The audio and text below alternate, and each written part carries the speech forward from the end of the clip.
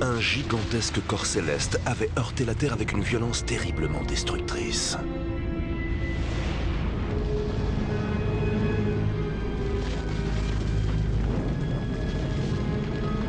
La planète était en proie à un incendie géant, n'ayant laissé derrière lui que des paysages désolés.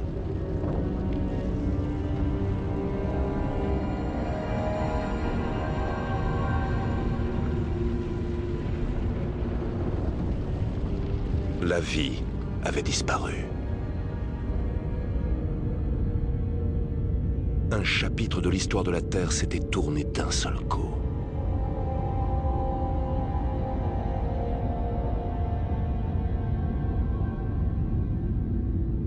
Mais avec le temps, la planète ravagée s'est régénérée pour s'épanouir de nouveau. C'est la naissance de l'humanité. L'homme conquiert le monde.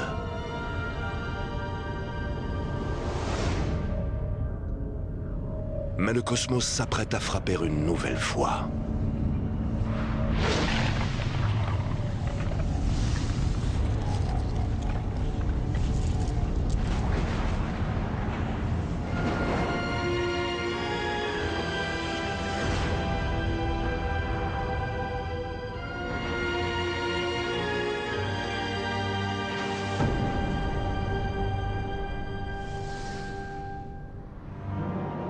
Voici l'histoire de notre planète et de ses habitants, confrontés aujourd'hui à la menace d'un cataclysme à grande échelle, selon le même scénario que celui survenu par le passé.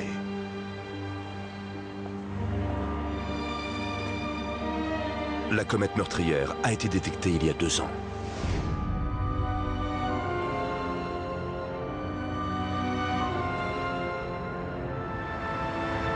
Depuis, un climat de tension permanente s'est installé presque partout sur la Terre.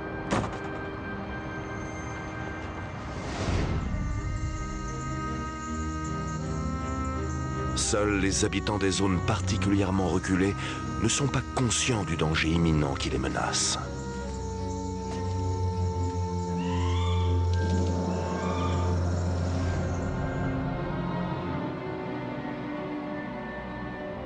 Ailleurs, on cherche fébrilement une solution de dernière minute qui permettrait d'écarter le danger.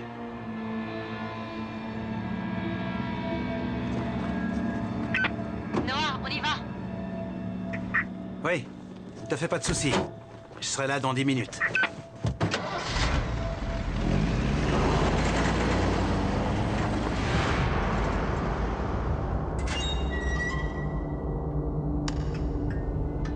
Centre d'études et de recherche européenne avancée de Bonn, en Allemagne.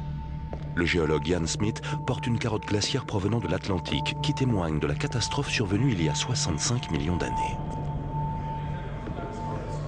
Avec une équipe internationale d'éminents scientifiques, il évoque les conséquences potentielles de l'impact d'une comète en se fondant sur les événements passés.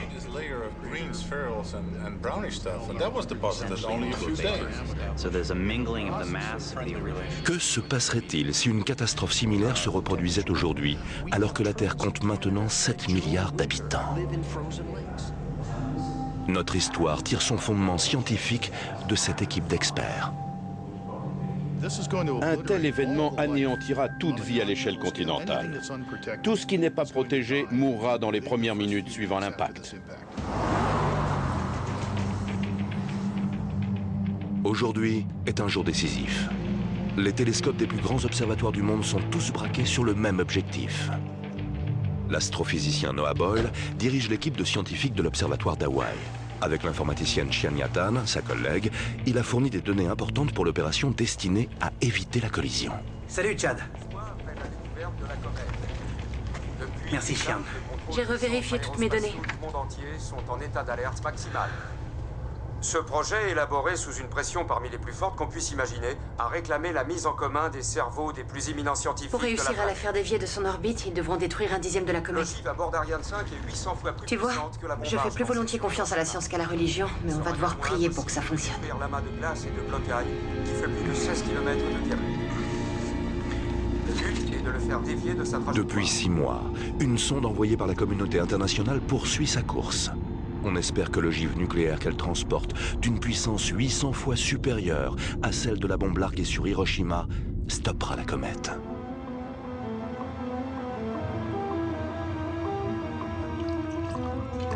Comme des milliards de familles, les Vatons attendent, impuissants, l'issue de la mission.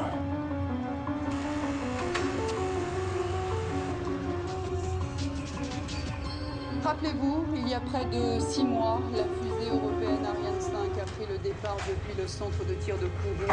D'immenses obstacles techniques ont dû être résolus par les ingénieurs afin d'installer une énorme ogive nucléaire dans la plaque. Ils l'ont fait exploser ou pas? Ils vont le faire. Tu n'as rien à craindre. À 2 minutes de l'impact de la sonde, voici les images de la comète transmises en direct. L'amas de glace et de blocailles fonce sur la Terre à plus de 200 000 km/h.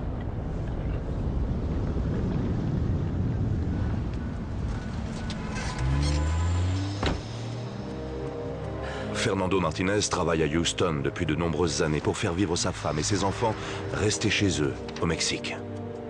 Et tout de suite, une allocution du président des États-Unis. En ce jour solennel, où le destin de notre monde est en jeu, le gouvernement des États-Unis d'Amérique peut être fier de l'effort accompli par notre pays. Jusqu'ici, il a nié le danger. Comme beaucoup d'autres, il espère toujours que la science permettra d'éviter la catastrophe. Mais au vu des capacités qu'offrent les technologies actuelles, les scientifiques eux-mêmes sont sceptiques. 18 mois, c'est très court pour préparer une quelconque réponse à une urgence de cette ampleur. Le physicien Alan Harris dirige des programmes internationaux visant à développer des techniques pour dévier ou détruire les objets géocroiseurs qui représentent une menace. Dans cette situation, on n'aurait pas le temps de concevoir un modèle de fusée plus puissante que celle qu'on utilise couramment aujourd'hui. En plus, il faudrait environ 12 mois pour l'équiper de manière à ce qu'elle puisse transporter une charge explosive d'environ 4 tonnes. Le plus gros lanceur actuellement disponible est Ariane 5, de l'Agence spatiale européenne. Il représente la seule alternative pour une mission dont le délai de préparation est aussi court.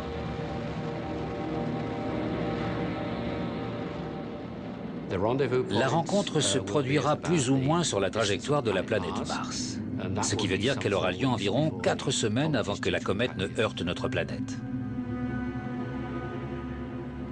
En cas d'échec, on ne pourra absolument rien faire pour éviter la plus grande catastrophe naturelle que la civilisation ait jamais connue.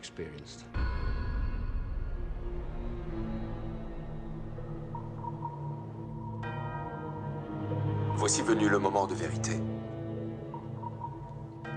Puisse Dieu nous protéger. Même s'ils échouent, la sonde nous donnera la position exacte de la comète.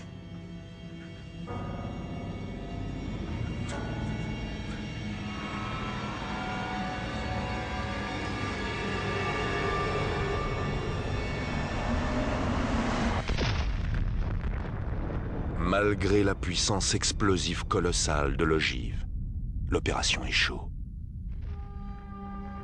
La comète poursuit imperturbablement sa course folle. Papa, qu'est-ce qui va se passer maintenant?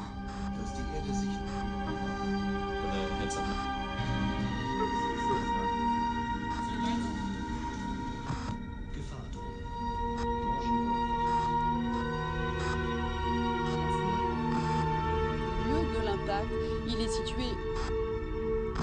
Notstandsgesetze.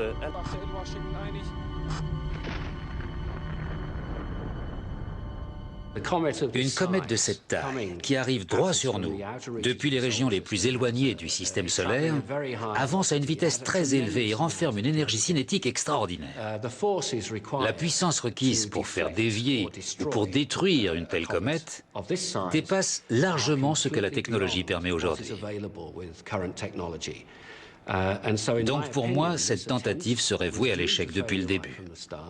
Et je ne vois absolument pas ce que nous pourrions faire.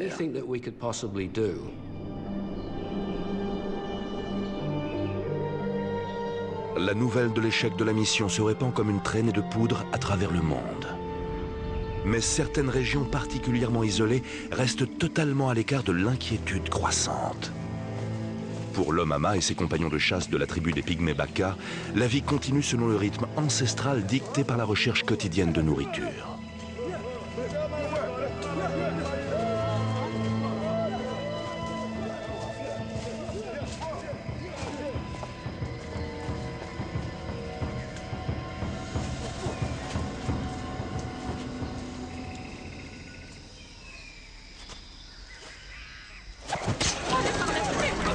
Maria. C'est sûr, vous ne courez aucun risque dans le Yucatan. Je serai bientôt avec vous, ma chérie. Comment va notre petit chou? C'est déjà ça. Et Louisa? Ça va, Louisette?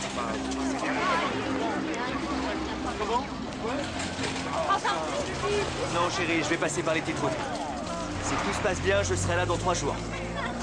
Ne t'en fais pas, je te dis. Je t'aime.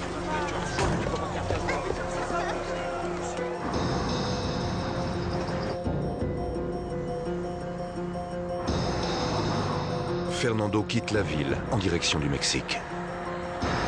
Personne ne sait où la comète s'écrasera sur la Terre. Fernando n'a qu'un seul but, rejoindre sa famille.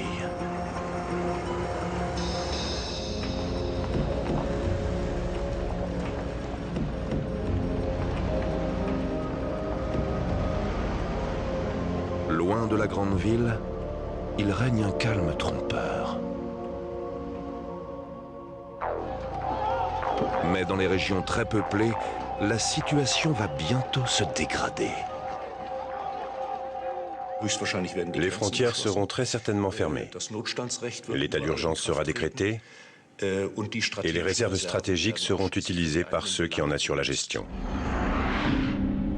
Le professeur Wolf Dombrowski est un spécialiste de renommée internationale en gestion des catastrophes et consultant du gouvernement allemand. Les réserves stratégiques se répartissent en différentes catégories. Il y a celles essentielles aux entreprises et celles essentielles à l'approvisionnement. Il existe des plans de répartition pour les zones prioritaires, mais ces réserves ne sont en aucun cas destinées à l'ensemble de la population. Les réserves stratégiques nationales comprennent les denrées alimentaires non périssables, l'eau, les médicaments et le carburant. En Allemagne, par exemple, ces réserves permettraient de tenir pendant 90 à 120 jours, en supposant qu'elles ne soient pas détruites lors de la catastrophe. Mais au-delà de cette période, nul ne sait ce qu'il en serait. On a une comète de 13 km de diamètre qui approche à plus de 215 000 km/h et qui va frapper la Terre à cette vitesse-là environ, puisque l'atmosphère ne joue aucun rôle là-dedans. Le géophysicien Jem Melosh étudie les cratères d'impact, la tectonique planétaire et la physique des séismes et des glissements de terrain. Un tel phénomène va dégager 100 millions de mégatonnes d'énergie. La comète va traverser l'atmosphère en 1 ou 2 secondes. Que l'océan soit profond ou non, peu importe. Sa taille sera tellement supérieure aux plus grandes profondeurs océaniques qu'elle formera de toute façon un immense cratère. Toute vie à l'échelle continentale sera anéantie. Tout ce qui n'est pas protégé mourra dans les quelques minutes qui suivront l'impact.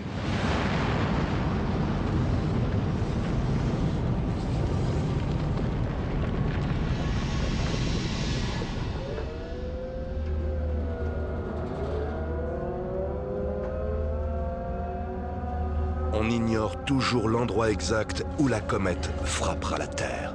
Alors, Chad, on va se caler à 2 degrés sud.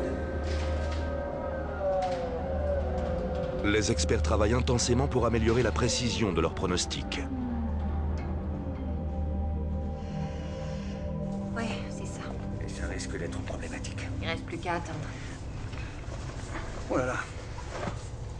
La quantité de poussière qu'elle dégage est de 100 000 kg par seconde, c'est-à-dire environ 10 fois plus que la comète de Halley en 1986. Pas étonnant qu'elle ait une queue aussi impressionnante. Noah? J'ai eu une info grâce à une amie qui travaille à Arecibo. Ils sont arrivés à une estimation des coordonnées du point d'impact.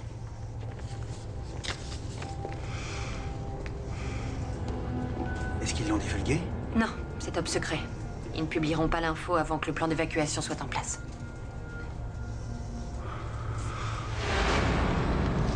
Le lieu de l'impact a été déterminé. Mais les calculs n'ont pas été effectués à partir d'observations faites au télescope optique.